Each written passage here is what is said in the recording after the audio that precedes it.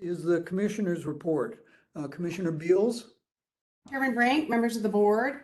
First, I would like to thank our 133 general registrars and their staffs, along with the 399 electoral board members across the Commonwealth for their hard work and dedication during 45 days of early voting and on election day. As you know, their work did not end on election day. Immediately following the election, each local electoral board conducted their canvass and gave individual consideration to thousands of provisional ballots resulting from same-day registration. We are very grateful for the hours and hours of work that they have put in over the last week to ensure that every legal vote was counted in this election. There are a couple of items left to address from this election. The first is the risk limiting audit, which we're going to talk about today. We are required to conduct that according to the code. Local electoral boards have the option of requesting an RLA for a local contest. However, they can only request to audit those races that are wholly contained within their jurisdiction. For example, a school board race or a board of supervisors race. A local electoral board may not ask to audit a congressional race, as congressional districts are not wholly contained within their boundaries. The State Board of Elections adopted the ballot polling method as the chosen method for RLAs in their manual because it was a method all localities could use, and it ensures uniformity across the state, which is part of our mandate under the code. We did have 2 local electoral boards that requested RLAs. Both requested RLAs for their congressional districts, and one of them requested an RLA of a school board race using an alternate method. Both of these localities withdrew their requests prior to today's meeting. The other item left to complete for the November election is state certification of the results, which this board will meet to undertake on December 5th. And we are also turning our focus to other priorities as an agency now that we have the election in the rearview mirror. Our top priority is reviewing our list maintenance practices. We will be examining the data exchange procedures that we have with outside agencies, which allows us to receive the data that we use to keep our voter rolls updated. We're going to be taking a hard look at those processes and seeing where we can make some improvements. We are also going to be writing the post-election report, which will provide the public a transparent view of the election, and that will be available in January. And then finally, tomorrow, we have our kickoff meeting for the new statewide voter registration system. We will be meeting with the chosen vendor, and we will formally begin the planning portion of that project. So with that, that is my report. Thank you. Do the members have any comments or questions of Commissioner Beals?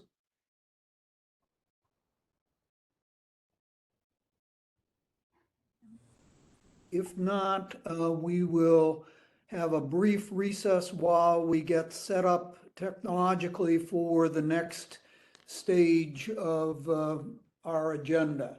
So with that, the board will stand in recess.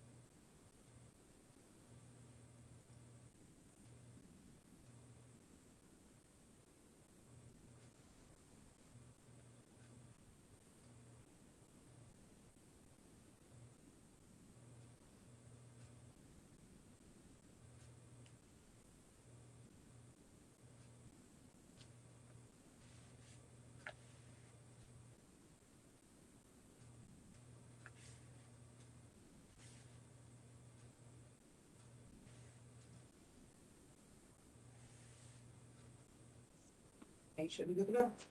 So whoever wants to speak for it.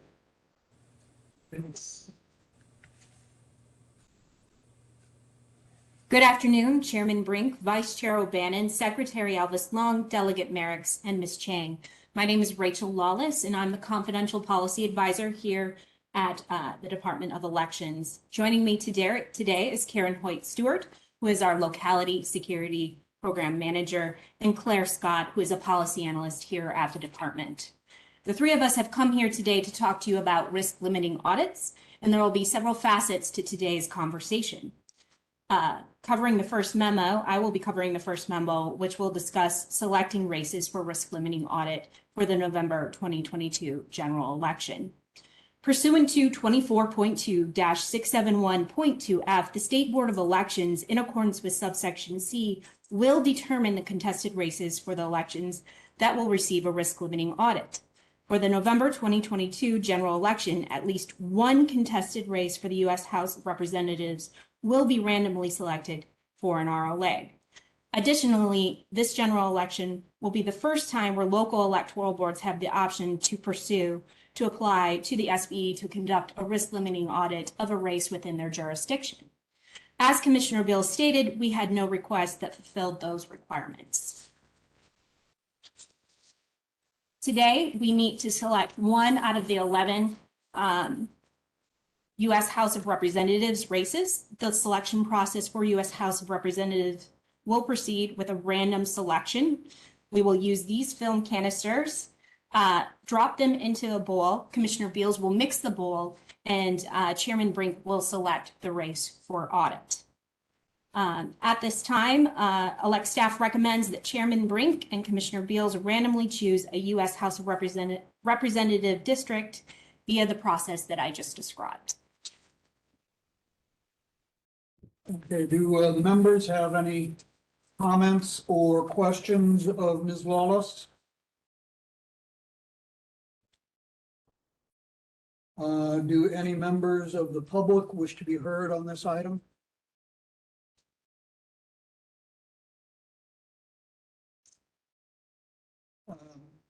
If not, I'll entertain a motion that the board draw a U.S. House of Representatives district. Mr. Chairman, Dr. O'Bannon, I have a motion. gentleman will state it. Move that the board randomly draw a U.S. House of Representatives contest to determine the participants of the risk limiting audit required by the Code of Virginia 24.2671.2 C1. Is there a second?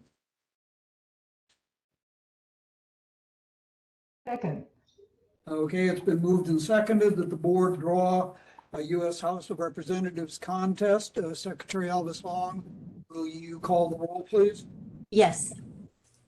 Chairman Brink, Aye. Vice Chair O'Bannon, Aye. Ms. Chang, Aye. Delegate Merrickx, Secretary Elvis Long, aye. The motion is approved 4-0, possibly 5-0. Mr. Chairman, Delegate Merrickx. You're done. All right. In the Motion is chat. approved 5-0 then. So we will proceed with the selection process. Commissioner Beals, I believe that your role was first. Wait till we load first. Okay. All right. District 5.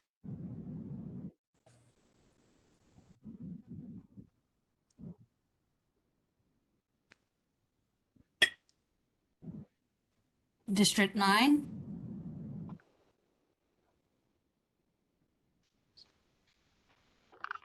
Can you go back through? I'm sorry. It's too close to camera. Sorry.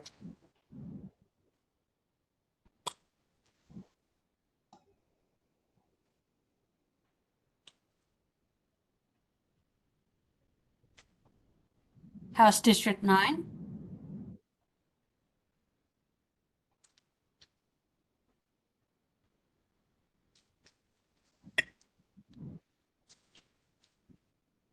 House District 5.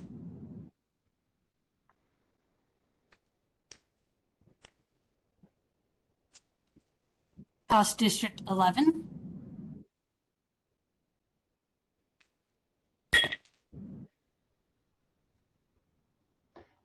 House District 4.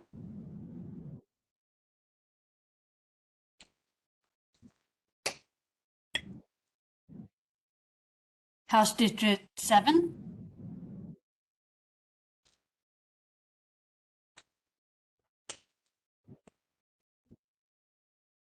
House District 2.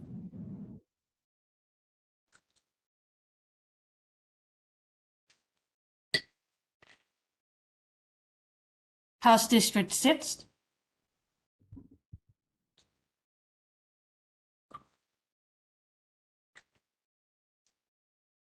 House District 8.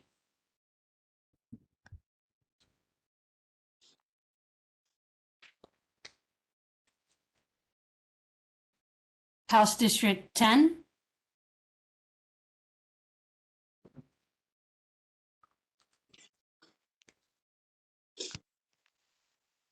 House District 1.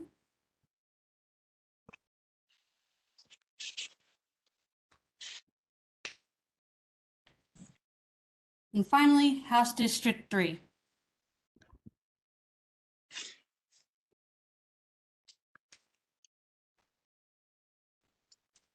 Chairman Brink and Commissioner Beals, if we could get you to step up and conduct the drawing, please.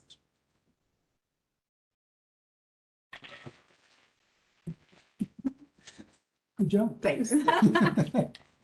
All right, I select one. Just one, and then announce it and present it to the camera right there. All right, this is House District 9. Do I, House District 9. That's good right there. did I show that? All right, Wonderful. All House District 9. right. Thank you very much. Yeah. All right. Very good. So as I stated previously, there are lots of aspects to today's conversation, and so we're going to move into the second portion of the conversation.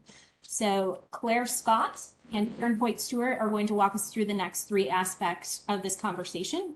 We will be setting the risk limit, generating a random seed number for the risk limiting audit, and setting the dates for the RLA.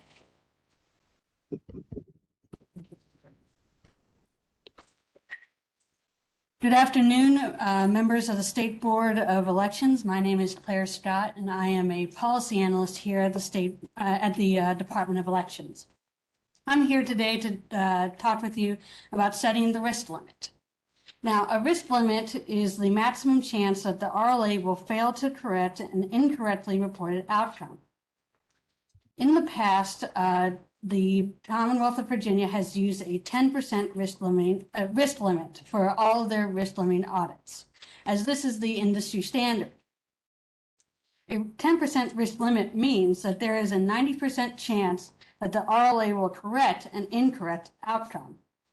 In recent risk limiting audits, we have had a 99% confidence level that our machines used in our elections accurately reported the election results. As such, Elect staff recommends continuing to use the 10% risk limit for this year's risk limiting audit. Thank you. Do the members have any questions of staff on the question of setting the risk limit? Mr. Chairman, this is Vice Chairman O'Bannon. Yes, sir.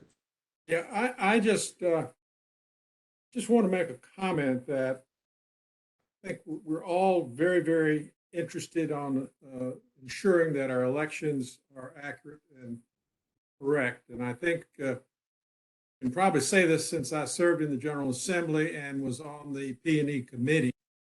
But this language was put in recently into the code, and we live with that. But it is a bit, the one we've drawn today, it's not a big deal. But I would encourage our elected members of the General Assembly to look at this process and see whatever we can do to strengthen the value of this process. We were caught between today and December 5th.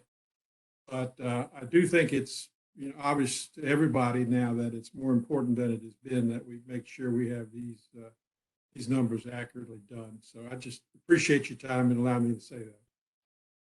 Thank you, Dr. O'Bannon. Additional questions of the staff or comments? Chairman Brink, this is Georgia Long. Yes, Secretary. I would like to agree with Dr. O'Bannon and say that as an officer of, or as a electoral board member of Augusta County, I did serve in one of those risk limiting audits, and I think it would be something that we should have the General Assembly try to readdress as to a better and more effective way and more efficient way that we could get these audits done. Thank you. I concur in your comments, and I hope that the members of the General Assembly will regard this process as a dynamic one and one that can be further evaluated and improved upon and developed more fully. So I do appreciate that. Are there any additional questions or comments from the members? Does any member of the public wish to be heard? Yes, I would like to speak to this if I could. This is Shelley Oberlander from Loudoun County. Please go ahead. I participated in the risk limiting audit that they did across the state in 2021, February 2021 as well. And I thought it was greatly lacking. Maybe it was 10% across the state, but in Loudoun, only 63 ballots out of 224,000 were chosen. And I think that's a 0.03% for Loudoun. And I think some localities only had one ballot chosen as well. We're one of the counties that asked for a risk limiting audit for this time. We tried to follow the procedures. The law, the manual, or the law doesn't specify what type of RLA. So we had hoped to have a batch comparison method, which I think would satisfy a lot of the voters who would like to see a stronger audit done. It would still be a sampling of the machines, but it would be a sampling of like 5 machines. And then there'd be a hand count to verify the tabulation results. There's nothing currently that verifies the tabulation results of the machines. And so that's something that we've asked for and we'd like to see happen in the future. I could speak more to this, but I think that's enough for now. Thank you, sir. Thank you. Are there additional members of the public who wish to be heard?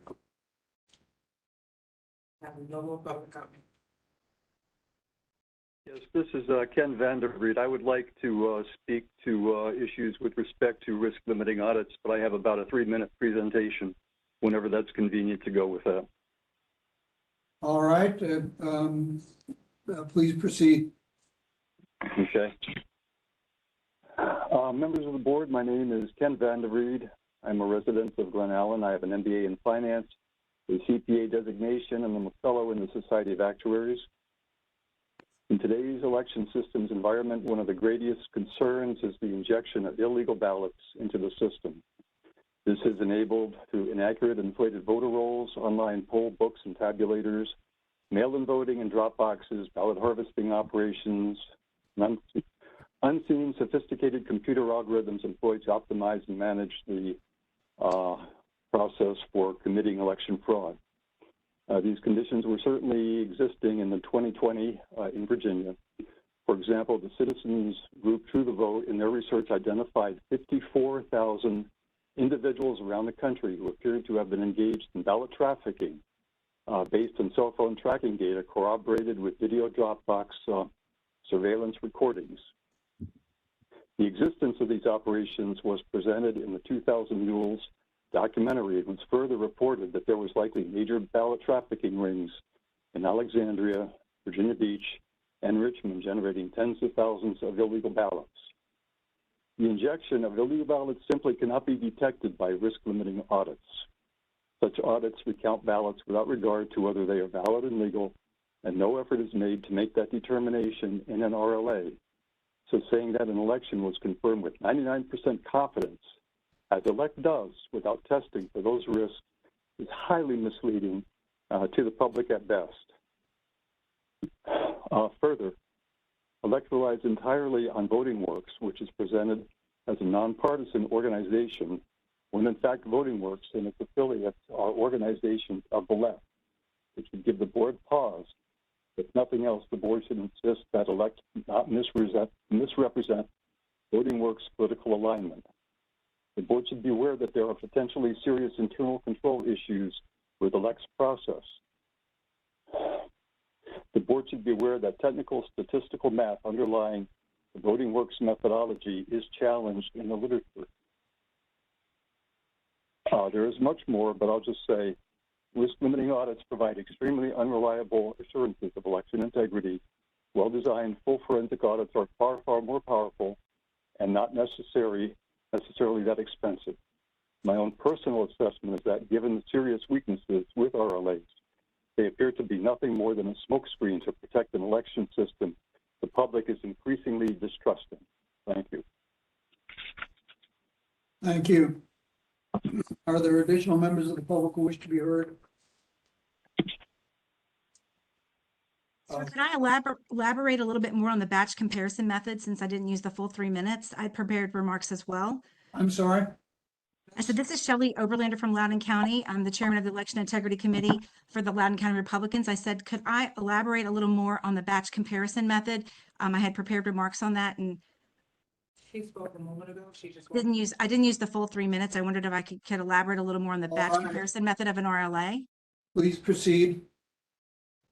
So our voters as well are skeptical of RLAs, but since the law allows RLAs, that's why Loudoun requested the board to approve the batch comparison method, because it's more like a traditional audit under the current law. It would just need the approval of the State Board of Elections as an option, a method of option. The batch comparison method would compare the machine tabulation results from the statement of results of the voting machines to a hand count of the batch of ballots associated with that machine. It could be the definition of a batch would need to include either a precinct voting machine and the number 3 envelope box of ballots from that precinct voting machine, or an early vote thumb drive associated with the box of sealed ballots for the thumb drive, or a batch of ballots scanned into the high-speed scanner and sealed and dated for that batch. A random sampling of a percentage of these batches could be set by the state board, as you're doing here, but a hand count of those batches would be compared to the voting machine tabulation results. This would verify the accuracy of the machines, which I think some of the voters would like to see. The voters have not been able to have forensic audits or full hand counts, nor have they been able to sample or observe or examine any of the software. So we felt like under the current law of an RLA, if you would offer the batch comparison method, it would give voters an opportunity to see that the machine results are accurate and that they do tie to the hand count of the ballots that were from that machine. This is due diligence. Any bank would hand count the money to verify the machine tabulations, and we ask that for our election votes as well. So Loudoun County Electoral Board gave a bipartisan unanimous vote towards trying the batch comparison method for an RLA. I think it would satisfy our voters' questions, and as well, our election office was prepared to perform it. However, what was lacking was the State Board of Elections to approve this method as one of the RLA methods. So I'd ask you to consider that. I think it would give the voters much more confidence in the RLAs if we could have a hand count of some of the batches to verify the machine totals from the statements of results to the actual hand counts of the ballots. Thank you. Thank you. Are there additional members of the public who wish to be heard? I have no more public comment. In that event, I'll entertain a motion to set the risk limit percentage.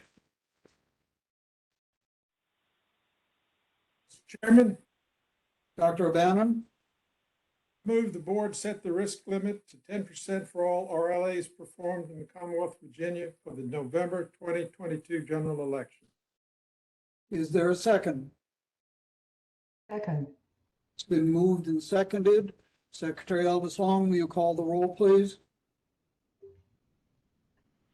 Yes. Chairman Brink, Aye. Vice Chair O'Bannon, Aye. Ms. Chang, Aye. Delegate Merricks, Aye. Secretary Elvis Long, aye. Motion passes 5-0.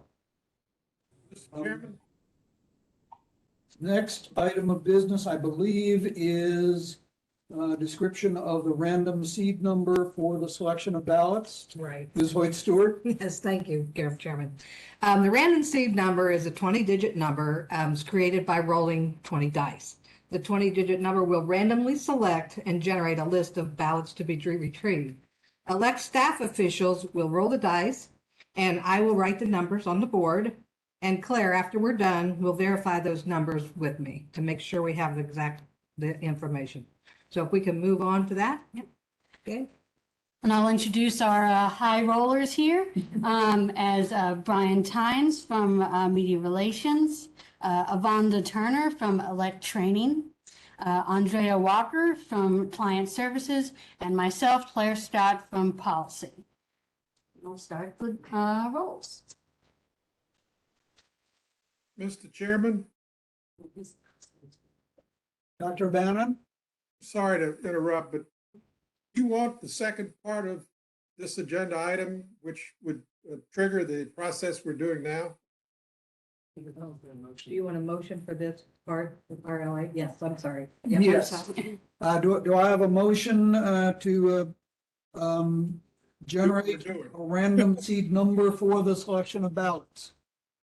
Mr. Chairman, I move that the board generate a random seed number for selecting ballots to be used in the risk limiting audit pursuant to 24.2, 671.2. Is there a second? Second. It's been moved and seconded. Secretary Elvis Long, will you call the roll?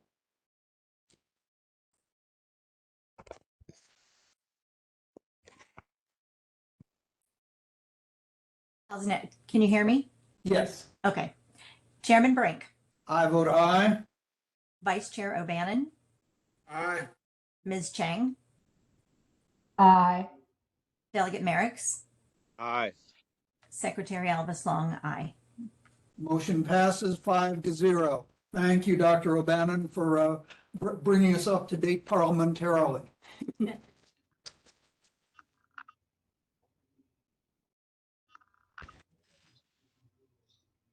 Zero.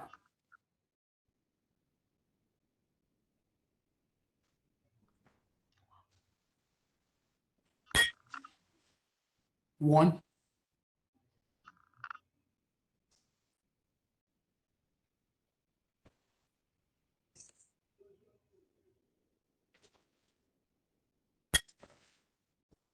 Four.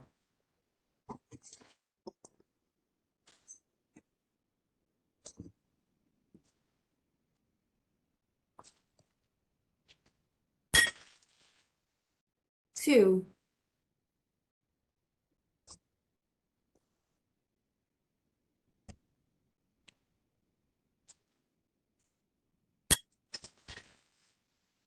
Three.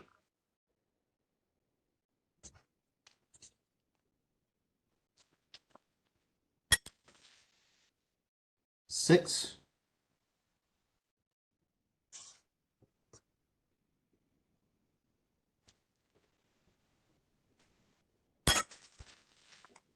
Two.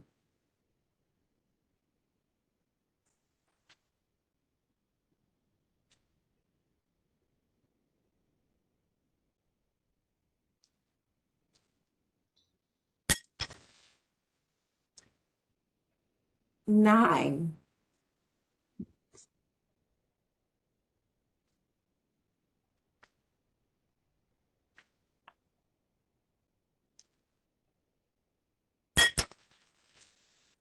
Four.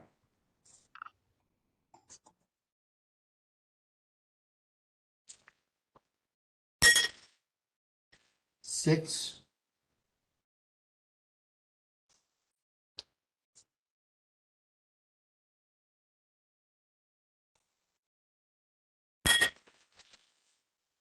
One. I'm sorry, seven. Set.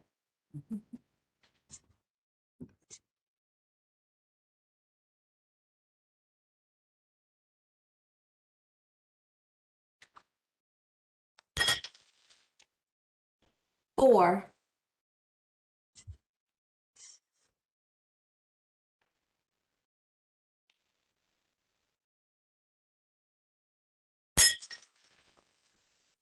7.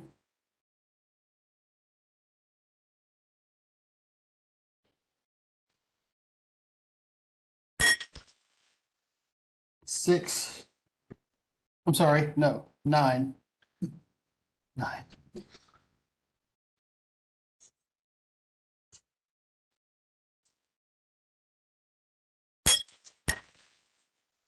Eight.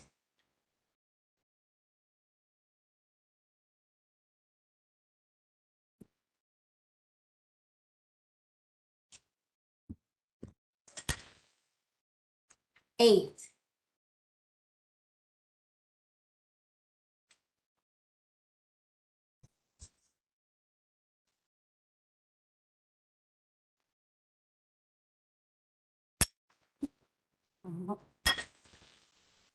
There's a 4.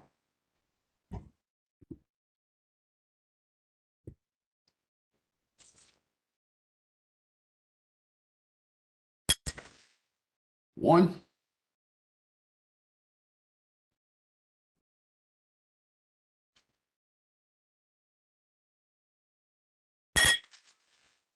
One.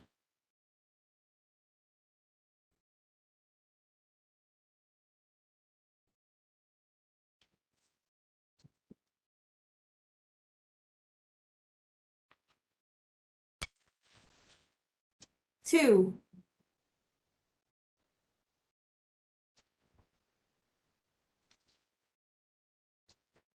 And that is all the dice that we have. I will now verify with Karen here. 0. 4. Nope. See, I did it wrong. 1.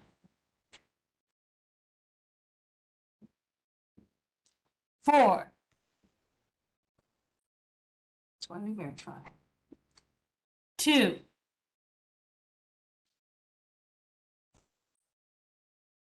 3. 6. 2. 9. 4. Good morning, or afternoon, I guess it is. This is Barbara Tabb with the Electoral Board. Is Dad in by chance that I could speak with him? Okay. 6. 7. 4. 7. 9. Hi, it's Barbara Tabb with the Electoral Board. 8. Oh, it's going. It's 8. 4. 1. 1. 2.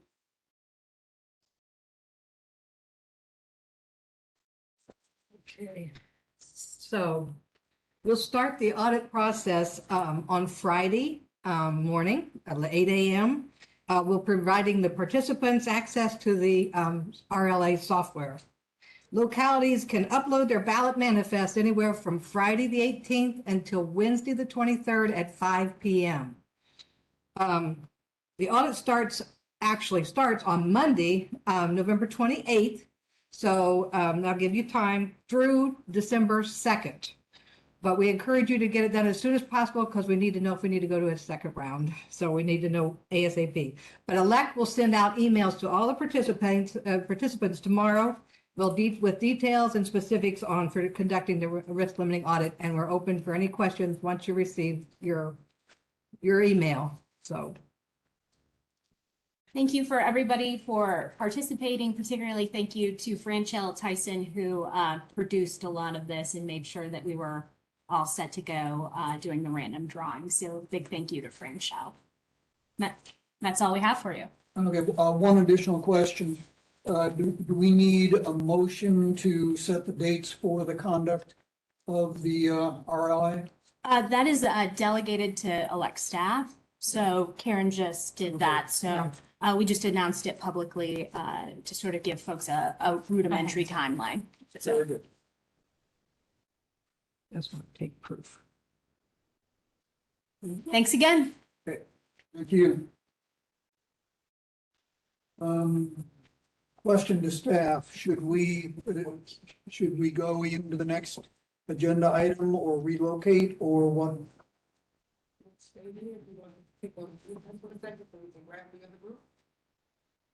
Yeah, what? The board will stand in recess.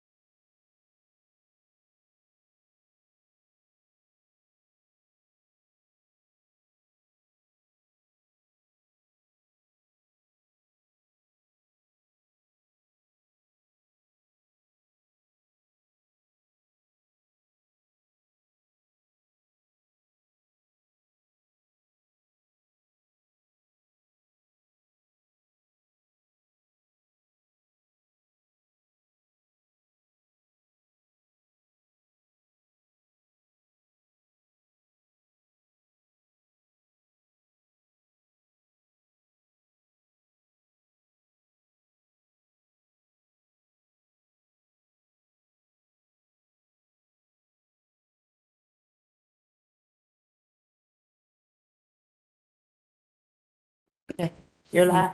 All right. Board will proceed to its next item, which is an update of the locality election security standards. Ms. Schneider? Good afternoon, Board. My name is Ariel Schneider. I am Elect's Data Privacy Officer, and I have for the last 7 months been chairing the Virginia Voter Registration Systems Security Work Group. I am accompanied to our presentation today by 6 members of the VRSS. 4 are with me in person, and at least 2 are also on virtually, and they will be able to stay through the closed session to provide more advice. But let me first give a brief explanation of why we're here and who we are.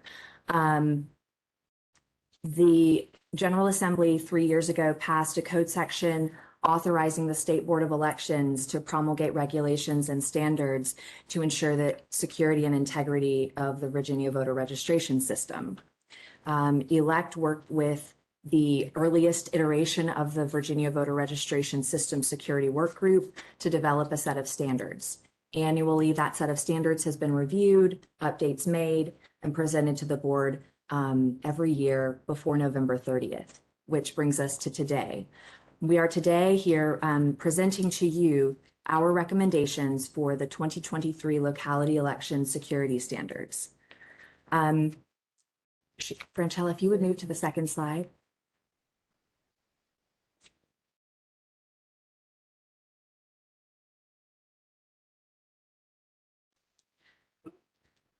I'll give you a minute and I can just keep going just for the just for time purposes. The state board is required by this law to ensure the security and integrity of the system and supporting technologies. It is to consult with representatives of local government technologists and general registrars. It's required to update these standards annually. And it is to ensure that the electoral board of each county and city develops and annually updates plans and procedures to ensure security and integrity, remains in compliance with those standards, reports on those standards by March 1 to the Department of Elections, and submits a remediation plan by April 1 for any baseline controls that have not been met. Could you, perfect, thank you, sorry. The VRSS advisory group, as per the Code of Virginia, is required to annually review these regulations and standards. As per the charter, we are also to provide recommendations and share insights on emerging security concerns, as well as to review the elect security assessment process to inform elect expectations and mitigate vulnerabilities. This work group of technologists is composed of one elect representative. That's me, the data privacy officer, serving as chair for this year, as well as 11 locality technologists. These are CIOs, CISOs, directors of information technology from localities throughout the Commonwealth, representing localities of varied sizes. And last, 3 local general registrars. This is because security in the election space requires both technology and elections information to come together and build a cohesive security network to protect our election system. So the last thing I'm going to do before I recommend that we move into closed session to continue the conversation about the locality election security standards is just list the members of this work group that are here before you today. They are John Harrison, the Director of Information Technology for Franklin, on my immediate left. Barry Condry is not with us. He's the CIO and CISO of Chesterfield. Vanetta Pledger, I saw, was online. She's the CIO of Alexandria. Jeff Waters is behind me to the far left. He is the CISO and Director of Infrastructure for Hanover County. Inez Rodenberg and Suzanne Tills, respectively, the CIOs of Danville and Fredericksburg. Elizabeth Lowe, the CIO and CISO of Bedford. Terry Perry, who is the Director of Technology for Rockingham and is also on the call. Tim Wyatt, who's behind me to my left in the middle, is the CIO and Director of Technology for York County. We also have Scott Varner, the CIO for Frederick. Michael Dent, the CISO and Privacy Officer for Fairfax, is also on the call, as well as Jason Corwin to my immediate right, who is the Director of Technology in the GR for Mecklenburg, as well as having a strong tech background that has been extraordinarily helpful, and we thank you for that. As well as Gretchen Reinmeyer and Diana Mormon, the last 2 of the local general registrars. So pursuant to Virginia Code Section 2.23711, subsection A, subsection 34, I would now recommend that the board go into closed session for the purpose of discussing voting security matters made confidential pursuant to the Code of Virginia 24.2-410.2. You may or may not have a recommended motion that you may make. I would recommend further that in accordance with Section 2.23712F, that Susan Beals, the Commissioner of Elections, myself, the VRSS advisory members present here today and on the call, as well as elect staff Jonathan Barbette and Franchelle Tyson, remain and be included in the closed session because their presence will aid the board in making its consideration of the subject of the meeting. Thank you, Ms. Schneider. Before I entertain a motion to go into closed session, I just want to thank you and the advisory group for a very, very comprehensive job that you've done in bringing these security standards forward. We appreciate it. With that, I will entertain a motion to go into closed session.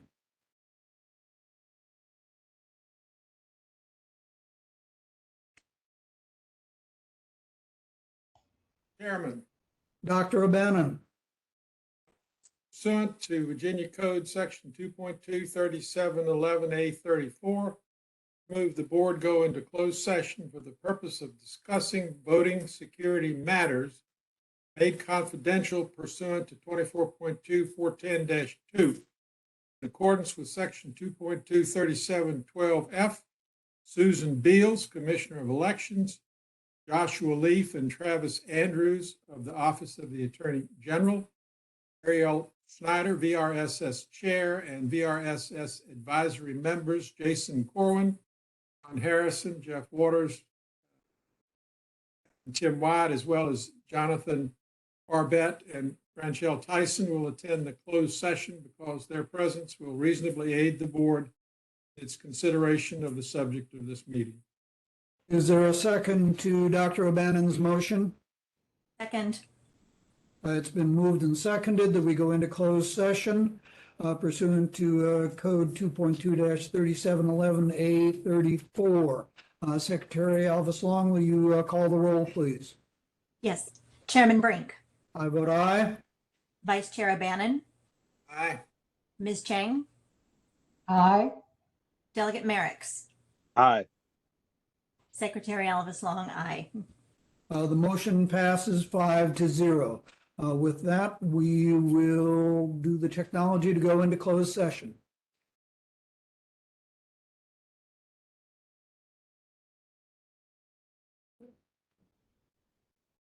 Bear with me, you all. I just have to move everyone out of the room. Are we still on camera and on?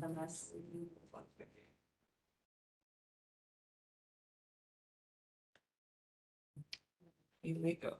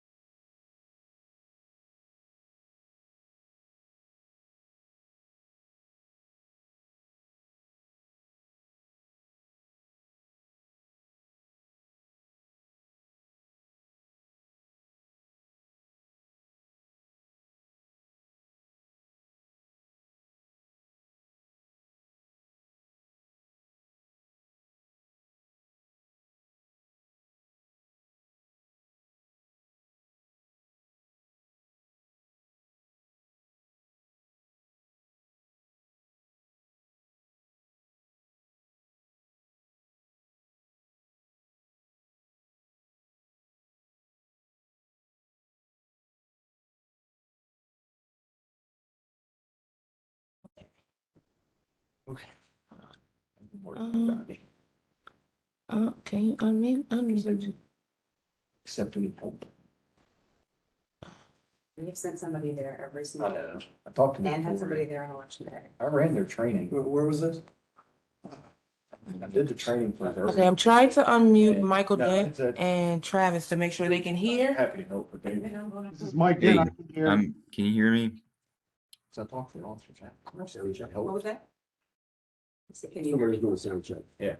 We, We heard you. I heard you, Travis. I heard you. This is Michael Dent. Great, Can you great. hear me? Michael Dent?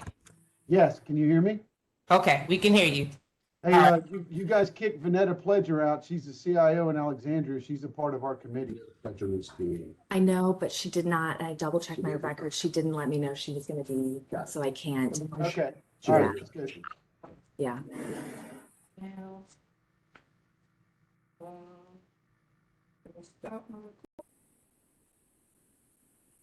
Aren't you good to go? Oh, is that? are we- not reading. Okay, cool. You're good to go. okay. All right, I'll entertain a motion for us to come out of closed session. Mr. Chairman, Delegate Marix, I move to reconvene the meeting in open session and to take a roll call vote certifying that to the best of each member's knowledge, first of all, only such public business matters lawfully exempted from open meeting requirements under this chapter, and number two, only such public business matters as were identified in the motion by which the closed meeting was convened were heard or discussed by the State Board of Elections. is there a second to the delegate's motion? Second. It's been moved and second that we move to reconvene the meeting in open session. Secretary Alvis Long, will you call the roll, please? Chairman Brink, I vote aye. Vice Chair O'Bannon, Aye. Ms. Chang, Aye. Delegate Merrick's, Aye. Secretary Elvis Long, aye. The motion passes 5-0. Members of the board have any additional comments, questions? If not, I'll entertain a motion to adjourn. So moved. Second, Second. all those in favor say aye. Aye. Opposed? The meeting is adjourned. Thank you very much, everyone. Happy Thanksgiving, everybody. Same to you all. Bye, thank you. Thank you.